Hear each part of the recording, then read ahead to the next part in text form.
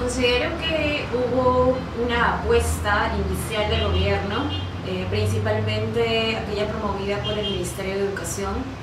que fue básicamente un poco la continuidad de la política del gobierno anterior,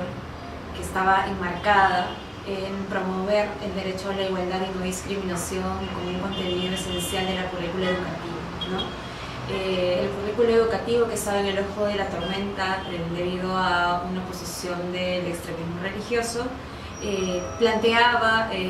contenidos bastante importantes sobre el derecho a la igualdad y no discriminación, sobre todo enfocado, por ejemplo, a la igualdad de género en relaciones entre hombres y mujeres, ¿no? Así también como planteaba medidas de no discriminación por la orientación sexual o la identidad de género, ¿no? Considero entonces que la currícula educativa fue el aporte más importante de este gobierno, al no solamente de promoverlo, ¿no? o tratar de seguir implementándolo, sino también con la defensa que hasta un debido momento el gobierno hizo del currículo cuando éste se enfrentó a los cuestionamientos de grupos opositores.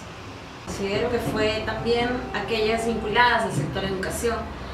Nunca antes se había visto, o en el Perú, el sector educación siempre estuvo excluido de las acciones que promuevan relaciones, por ejemplo, igualitarias entre hombres y mujeres, o acciones de no discriminación por orientación sexual e identidad de género. Y la inclusión de estos temas como enfoques transversales en la educación básica regular ha sido una apuesta bastante importante e interesante del gobierno. Y ha tenido un impacto importante, sí, no solamente por lo que implica o por las reformas que implica dentro del propio estructura del ministerio y desde los contenidos que los docentes y todo el personal educativo tiene que incorporar para lograr que estos conocimientos finalmente lleguen a los estudiantes y a las estudiantes, sino también por la oposición de algunos sectores que todavía consideran que la discriminación hacia mujeres tendría que seguir siendo normalizada, ¿no? Entonces, el impacto que ha tenido, por un lado, ha sido positivo, por otro lado, ha sido recibido de manera negativa por algunos sectores, pero sin embargo consideramos que ha problematizado un tema que hasta el momento se encontraba ausente de las reflexiones sobre cambios sociales, ¿no? ¿Cuál es el rol que juega la educación pública o la educación en la modificación de los patrones culturales, sobre todo que tienen que ver con la discriminación o con la consecución de una sociedad más igualitaria? En ese sentido, esa ha sido la política, consideramos, más relevante que se ha podido identificar en este año de gobierno. Lamentablemente, hay otras políticas que debieron haberse implementado con mayor rigurosidad y con mayor empeño. Sin embargo, estas todavía siguen abandonadas, ¿no? Como por ejemplo las medidas a favor de la no violencia contra las mujeres, medidas de atención, protección y de sanción, que siguen siendo uno de los temas pendientes, o por ejemplo el Plan Nacional de Derechos Humanos, que hasta ahora, pese a haberse ofrecido, o la ministra de Justicia, pese a haber ofrecido tener el Plan Nacional de Derechos Humanos para el mes de inicialmente marzo, luego junio, luego julio, nos encontramos que al año del mandato no teníamos un Plan Nacional de Derechos Humanos, ¿no? Una de las obligaciones que tiene el Estado y principalmente el gobierno, y que está en sus manos tomar decisiones firmes o de mantenerse firme en las decisiones que toma, está en seguir apostando por la igualdad y la no discriminación. Y esto aterriza principalmente en, por ejemplo, evitar retrocesos o modificaciones de las políticas ya aprobadas. Lamentamos que, por ejemplo, el currículo educativo, por una presión social, haya eliminado como una categoría la identidad de género dentro del contenido del currículo educativo, ¿no? Esto es un retroceso lamentable, a pesar de que esta era una de las propuestas que inicialmente se había recogido como parte de la política educativa, de la reforma educativa, ¿no? Ese es un punto muy importante. Por otro lado, una de las recomendaciones que también se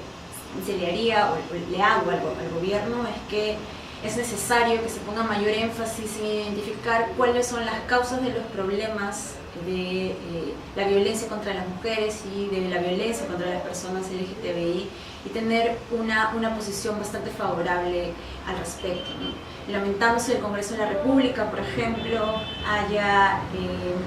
retrocedido frente a una medida que el Ejecutivo tomó, como fue los decretos legislativos a favor de la sanción de los crímenes de odio, así como los decretos legislativos que incorporaban el enfoque de género en las distintas normativas, como por ejemplo el Ministerio del Interior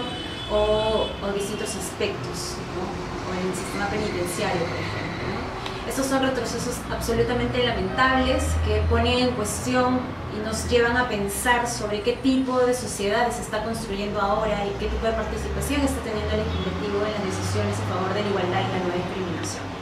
Porque más allá de las discusiones o no mediáticas que se han venido dando sobre este tema, sí hay una discusión neurálgica que desde el derecho tenemos que dar, ¿no? ¿Cuáles son las implicancias que estos retrocesos tienen en la garantía del derecho a la igualdad y no discriminación? Y creo que ahí hay una deuda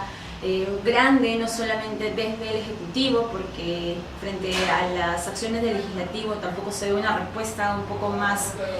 firme para no retroceder en la garantía de la igualdad y no discriminación, y por otro lado también una fiscalización sobre cuál es el rol que está teniendo el Legislativo en garantizar el derecho a la igualdad y no discriminación, que definitivamente es un derecho